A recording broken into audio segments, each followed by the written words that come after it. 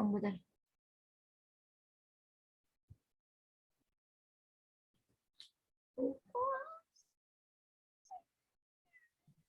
Yuk, Kemon, mulai. Dian mana? Bentar. Katanya Dian tahlilan. Iya, belum mulai. Makanya buruan ya, woi. Wah, yaudah, aku Yuk. buka ya. Oke. Yang nanya udah semua, udah Dari ready. Yuk, gas, cus, capcus. Hilirnya siapa yang tahu? Iya, nggak tahu nih saudara gue, anjir. Sorry ada gangguan. Astagfirullahaladzim. Maaf guys. Ya udah mulai ya. Bismillahirrahmanirrahim. Tapi jalan anak ini emang. Bener. Tapi denger.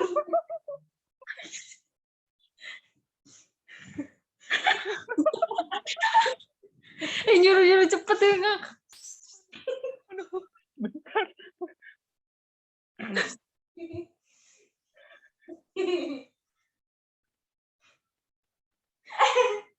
Mbak, jangan ganggu ah. Apa sih? Aku belum cerita, sayang.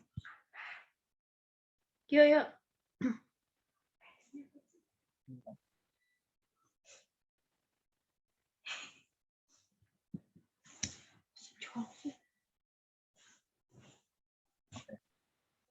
Assalamualaikum warahmatullahi wabarakatuh. Waalaikumsalam warahmatullahi wabarakatuh. Waalaikumsalam warahmatullahi wabarakatuh.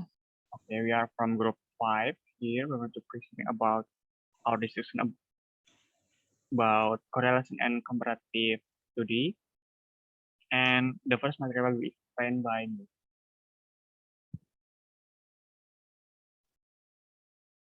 Pengertian korelasional.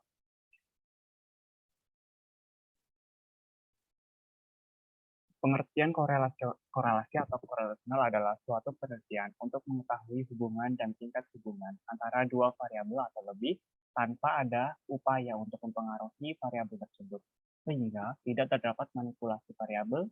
Jenis penelitian ini biasanya melibatkan ukuran statistik atau tingkat hubungan yang disebut dengan korelasi. Penelitian korelasional menggunakan instrumen untuk menentukan apakah dan untuk tingkat apa terdapat hubungan antara dua variabel atau lebih yang dapat dikuantitatifkan. Penelitian korelasi mempunyai 3 karakteristik penting untuk para peneliti yang hendak menggunakan 3 karakteristik tersebut adalah sebagai berikut. Yang pertama, 1. Penelitian korelasi, yaitu tepat jika variabel kompleks dan peneliti tidak memungkinkan melakukan manipulasi dan mengontrol variabel serta seperti dalam penelitian eksperimen. Yang kedua, memungkinkan variabel diukur secara intensif dalam setting atau lingkungan nyata. Yang terakhir adalah memungkinkan peneliti mendapatkan derajat asosiasi yang signifikan. Kemudian tujuan penelitian korelasional. Terdapat beberapa tujuan penelitian korelasional, yaitu untuk mendeteksi sejauh mana variasi-variasi pada suatu faktor berkaitan dengan variasi-variasi pada suatu satu atau lebih faktor lain berdasarkan pada koefisien korelasi. Secara khusus, tujuan penelitian korelasional terbagi menjadi 3, yaitu yang pertama, untuk mencari bukti yang terdapat tidaknya hubungan korelasi antar variabel. Yang kedua itu bila sudah ada hubungan, untuk melihat tingkat keeratan hubungan antar variabel dan untuk memperoleh penjelasan dan kepastian apakah hubungan tersebut berarti, meyakinkan atau signifikan, atau tidak berarti atau insignifikan. Atau dengan kata lain, jika hal ini diilustrasikan dalam bentuk pertanyaan, maka seorang yang akan melakukan penelitian korelasi dilakukan untuk menjawab 3 pertanyaan penelitian tentang 2 variabel atau lebih, ini sebagai berikut. Yang pertama, adakah hubungan antara 2 variabel? Yang kedua itu bagaimanakah arah hubungan tersebut? Dan yang terakhir itu berapa besar atau jauh hubungan tersebut dapat diterapkan. Kemudian ciri-ciri penelitian korelasional. Penelitian korelasional mempunyai beberapa ciri utama yang terdapat membedakan dengan tipe penelitian lainnya. Muri Yusuf menjelaskan ada 3 ciri utama penelitian korelasional, yaitu sebagai berikut. Yang pertama, penelitian korelasional tepat digunakan apabila variabel yang diteliti kompleks dan tidak dapat diteliti dengan metode eksperimen serta tidak dapat dimanipulasi. Yang kedua, penelitian korelasional memungkinkan pengukuran beberapa variabel sekaligus, saling hubungannya, dan latar realistik atau realistik setting. Yang ketiga, Apa yang diperoleh dalam penelitian adalah kadar atau degree hubungan, bukan ada atau tidak adanya pengaruh di antara variabel yang diteliti, terkecuali apabila menggunakan teknik analisis lebih kompleks sehingga dapat dicari pengaruh dari antar variabel yang diteliti. Beberapa ahli penelitian juga menjelaskan beberapa ciri khusus yang tidak berbeda dengan dua pandangan di atas. Dari penelitian korelasional ada beberapa ciri utama penelitian korelasional yang harus diketahui oleh seorang calon dan peneliti, yaitu sebagai berikut. Yang pertama, variabel yang diteliti itu relatif rumit. Yang kedua itu mengukur variabel yang berhubungan secara serentak dalam situasi realistik. Yang ketiga, koefisien korelasi yang ingin dicari adalah positif atau negatif. Dan yang keempat adalah satu atau lebih variabel disebut variabel bebas. Oke, materi selanjutnya akan dijelaskan oleh Nelly. Mbak Nelly, silakan.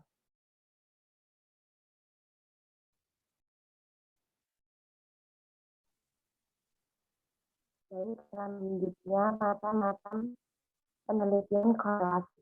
Penelitian yang pertama, penelitian hubungan. Penelitian hubungan relasional atau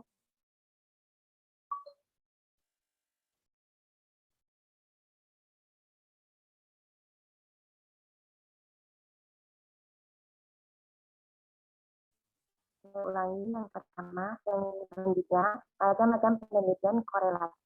Yang satu, penelitian hubungan relasional atau korelasi sederhana, seringkali banyak disebut korelasi saja. Gunakan untuk menyelidiki hubungan antara hasil pengukuran terhadap dua variabel yang berbeda dalam waktu yang bersamaan. Yang kedua, penelitian prediktif Brock dan Gow dalam ADD menyatakan bahwa penelitian korelasi jenis ini memfokuskan pada pengukuran terhadap suatu variabel atau lebih yang dapat dipakai untuk memprediksi atau meramal kejadian di masa yang akan mendatang atau variabel lain. Ketiga, korelasi multivarian. Teknik untuk mengukur dan menyelidiki tingkat hubungan antara kombinasi dari tiga variabel atau lebih disebut teknik korelasi multivarian. Desain dasar penelitian korelasional. Penelitian korelasional melibatkan perhitungan korelasi antara variabel yang kompleks, variabel kriteria, dengan variabel yang lain dianggap mempunyai hubungan variabel prediktor.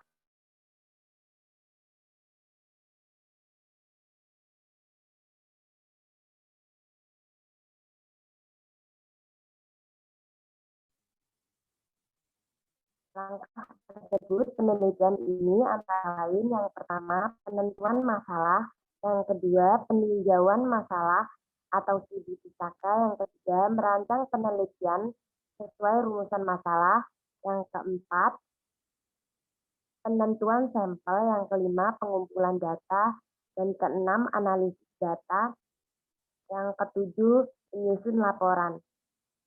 Selanjutnya, kelebihan dan kelemahan penelitian korelasional.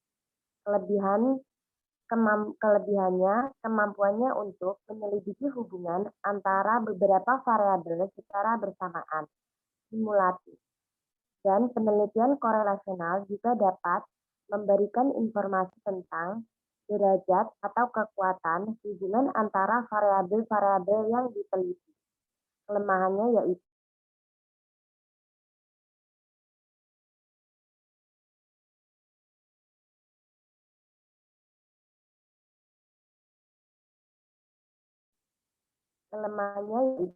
hasilnya cuma mengidentifikasi apa sejalan dengan apa, tidak mesti menunjukkan saling hubungan yang bersifat kausal.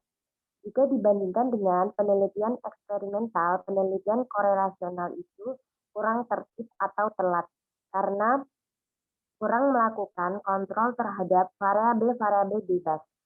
Pola saling hubungan itu sering tak menentu dan kabur, sering merangsang penggunaannya sebagai semacam shorthand yaitu memasukkan berbagai data tanpa pilih-pilih dan menggunakan setiap interpretasi yang berguna atau bermakna. Selanjutnya, pengertian penelitian komparatif tadi. Penelitian klausal komparatif adalah penelitian yang dilakukan untuk membandingkan suatu variabel atau objek penelitian antara subjek yang berbeda dan menemukan hubungan sebab akibat tanpa memberikan perlakuan terhadap variabel yang telah ada tersebut.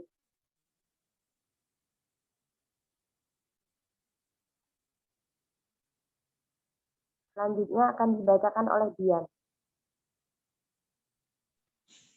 Baik, selanjutnya langkah-langkah penelitian kausal komparatif. Ada 8. Yang pertama, memilih dan merumuskan masalah yang akan diteliti. Yang kedua, melakukan studi literatur atau kajian teori. Yang ketiga, merumuskan hipotesis. Yang keempat, menentukan populasi dan sampel. Yang kelima, menentukan instrumen penelitian. Yang keenam, mengumpulkan data. Yang ketujuh, menganalisis data. Dan yang terakhir, menyusun laporan penelitian. Next. Kelebihan dan kekurangan penelitian kausal komparatif. Kelebihannya yaitu yang pertama, metode kausal komparatif adalah suatu penelitian yang baik untuk berbagai keadaan jika metode eksperimen tak dapat digunakan. Yang kedua, studi kausal komparatif menghasilkan informasi yang sangat berguna mengenai sifat-sifat gejala yang dipersoalkan. Dan yang ketiga, perbaikan-perbaikan dalam hal teknik, metode statistik, dan rancangan dengan kontroversial dan akhir-akhir ini telah membuat studi kausal komparatif itu lebih dapat dipertanggungjawabkan. Next, kelemahannya yang pertama, kelemahan utama setiap rencana ex post facto adalah tidak adanya kontrol terhadap variabel bebas. Yang kedua, sulit untuk memperoleh kepastian bahwa faktor-faktor penyebab yang relevan telah benar-benar tercakup dalam kelompok faktor-faktor yang sedang diselidiki. Yang ketiga, kenyataan bahwa faktor penyebab bukanlah faktor tunggal, melainkan kombinasi dan interaksi antara berbagai faktor dalam kondisi tertentu untuk menghasilkan efek yang disaksikan sehingga masalah menjadi sangat kompleks. Yang keempat, suatu gejala mungkin tidak hanya merupakan akibat dari sebab-sebab ganda, tetapi dapat pula disebabkan oleh suatu sebab pada kejadian tertentu. Oleh sebab itu, dan pada kejadian lain. Yang kelima, apabila hubungan antara dua variabel telah ditemukan, mungkin sulit untuk menentukan mana yang sebab dan mana yang akibat. Yang keenam, kenyataan bahwa dua atau lebih faktor yang saling berhubungan tidaklah selalu memberi implikasi terhadap adanya hubungan sebab akibat. Dan yang terakhir, menggolong-golongkan subjek ke dalam kategori dikotomi, atau misalnya golongan pandai dan golongan bodoh, untuk tujuan perbandingan menimbulkan persoalan-persoalan karena kategori-kategori seperti itu bersifat kabur, bervariasi, dan tidak mantap. Sekian. Thank you. Okay, that's all the presentation from our tool. If you have something to ask, please turn on your mic or type it in the text box. Thank you.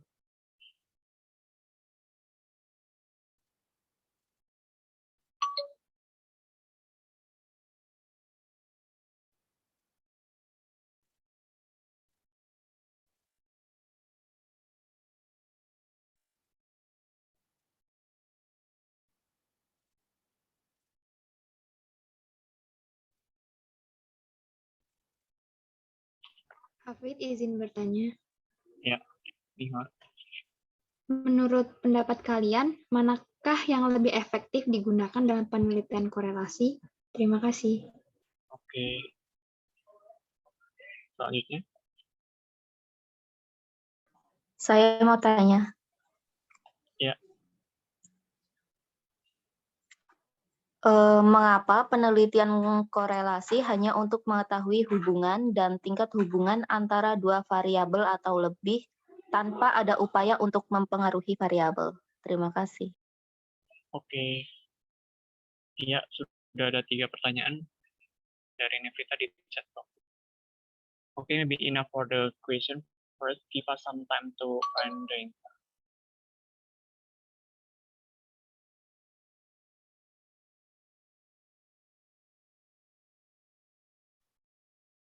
Dan long time ya, Hafid. Iya, ini mau langsung dijawab.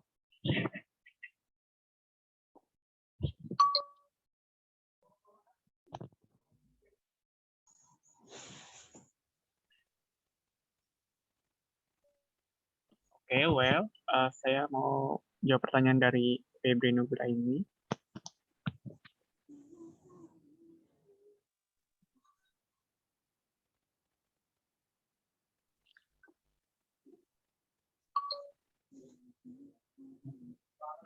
Pertanyaannya adalah mengapa penelitian korelasi hanya untuk mengetahui hubungan dan tingkat hubungan antara dua variabel atau lebih tanpa adanya upaya untuk mempengaruhi variabel tersebut.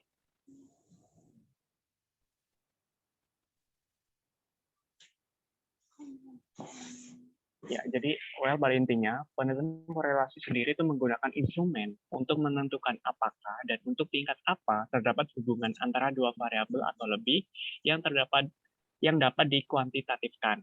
Secara garis besar bisa disimpulkan bahwa penelitian ini hanya terbatas pada penafsiran hubungan antar variabel saja, tidak sampai pada hubungan kausalitas, tetapi penelitian ini dapat dijadikan acuan untuk dijadikan penelitian selanjutnya seperti penelitian eksperimen. Bagaimana, Febri? Iya, Hafid, terima kasih. Oke, sama-sama. Baik, di sini saya akan menjawab pertanyaan dari Nevrita. Seberapa pentingkah menentukan populasi dan sampel, serta apa yang menjadikan populasi dan sampel itu saling berkaitan? Jadi menentukan populasi itu sangat penting karena populasi di sini adalah kumpulan dari beberapa organisme yang nantinya akan dielaborasi dan penelitian. Sedangkan sampel adalah bagian dari populasi yang memiliki sifat-sifat yang sama dari objek yang merupakan sumber data. Secara sederhana, sampel dapat dikatakan bahwa sampel adalah sebagian dari populasi. Penggunaan sampel sendiri merupakan salah satu cara peneliti untuk meminimalisir jumlah populasi yang banyak demi efektivitas dan efisiensi waktu penelitian. Bagaimana, Rita? Oke, makasih Dian. Sama-sama.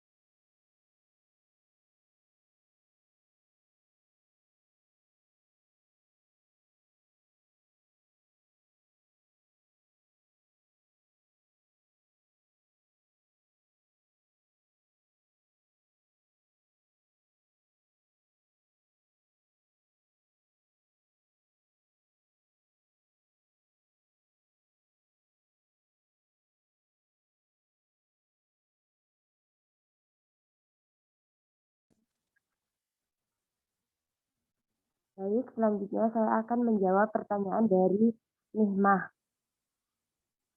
Pertanyaannya yaitu,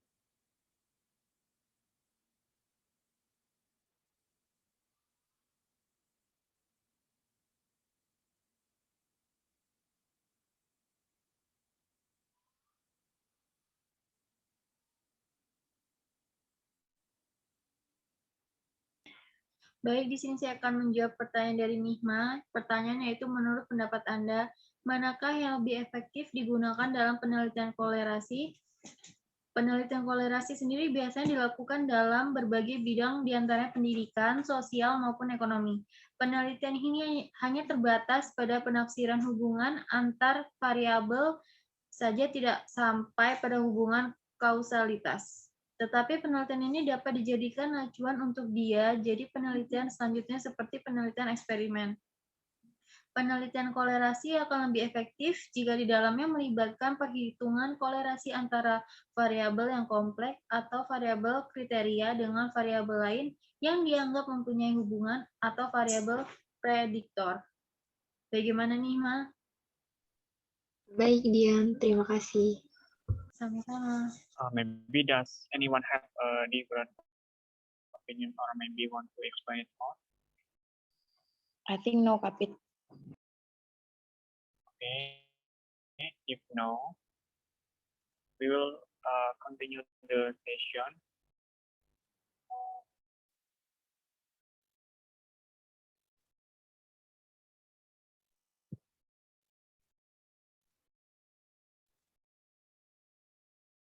Hafid izin bertanya. Ya, silakan. Di bagian macam-macam penelitian korelasi itu kan ada satu jenisnya yaitu korelasi multivariat. Tolong dong jelaskan secara rinci mengenai jenis tersebut. Terima kasih. Oke. Hafid, mau tanya, Iya, Eliana, silakan. apakah korelasional itu gini. Apakah penelitian korelasional cukup efektif? Oke. Thank you. Ada lagi?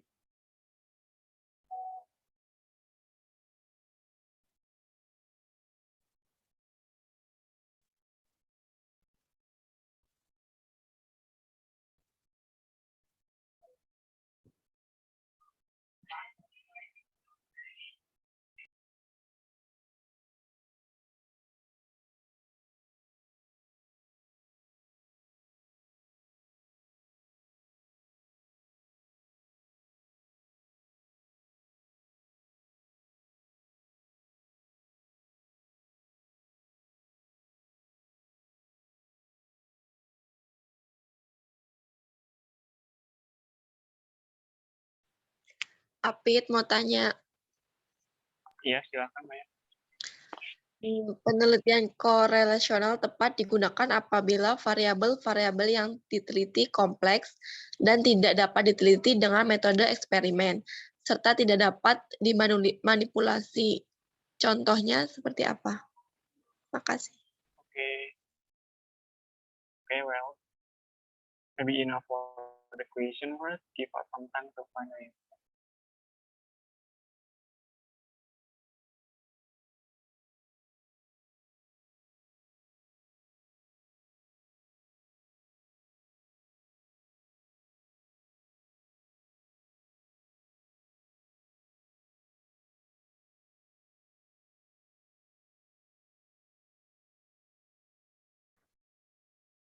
Ya, langsung saya akan menjawabnya dari Mayada. Menurut pendapat Anda, manakah yang lebih efektif digunakan dalam penelitian korelasi? Jadi, penelitian korelasi sendiri itu biasanya dilakukan dalam berbagai bidang, diantaranya pendidikan, sosial, maupun ekonomi. Penelitian ini hanya terbatas pada penafsiran hubungan antar variabel saja. Jadi tidak sampai pada hubungan kausalitas, tetapi penelitian ini dapat dijadikan acuan untuk dijadikan penelitian selanjutnya. Seperti penelitian eksperimen, penelitian kolerasi akan lebih efektif jika di dalamnya melibatkan perhitungan korelasi antar variabel yang kompleks atau variabel kriteria dengan variabel lain yang dianggap mempunyai hubungan atau variabel prediktor. Bagaimana, Maya? Baik, Apit, terima kasih. Oke.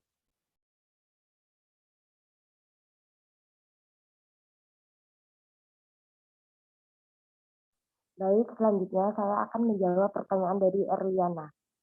Apakah penelitian korelasional cukup efektif? Ya, menurut saya cukup efektif karena penelitian ini salah satu penelitian ex post facto. Karena biasanya penelitian ini tidak bisa dimanipulasi karena keadaan variabel yang ada dan langsung mencari keberadaan hubungan dan tingkat hubungan variabel yang direfleksikan dalam koefisien korelasi. X faktor sendiri itu menunjukkan bahwa perubahan variabel bebas itu telah terjadi dan penelitian dihadapkan kepada masalah bagaimana menetapkan sebab dari akibat yang sedang diamati. Penelitian sebab akibat dilakukan terhadap program, kegiatan, atau kejadian yang telah berlangsung atau telah terjadi. Bagaimana, Erli? Ya, terima kasih.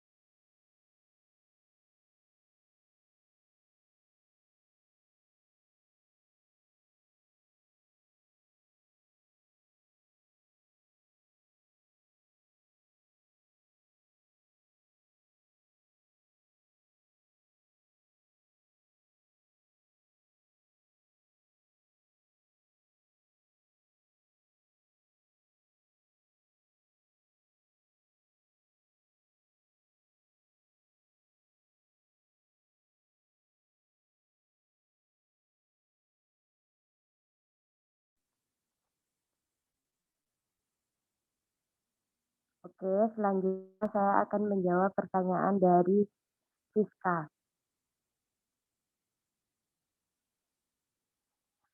Di bagian macam-macam penelitian korelasi ada salah satu jenis yaitu korelasi multivarian. Tolong jelaskan secara rinci mengenai jenis tersebut. Analisis statistik multivarian merupakan metode statistik yang memungkinkan penelitian melakukan penelitian terhadap lebih dari 2 variabel secara bersamaan. Dengan menggunakan teknik analisis ini, maka penelitian dapat menganalisis pengaruh beberapa variabel terhadap variabel lainnya dalam waktu yang bersamaan. Salah satu kelebihan analisis multivarian dapat menghitung dan menganalisis lebih dari 2 variabel bersamaan. Hal ini tentu bermanfaat bagi banyak penelitian atau fenomena yang melibatkan banyak variabel. Bagaimana, Siska? Ya, terima kasih Nelly. Okay, does anyone have a different opinion or maybe want to say more? No.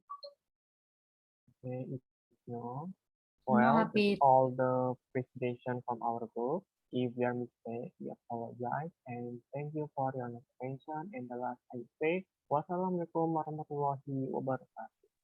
Waalaikumsalam. Waalaikumsalam warahmatullahi wabarakatuh.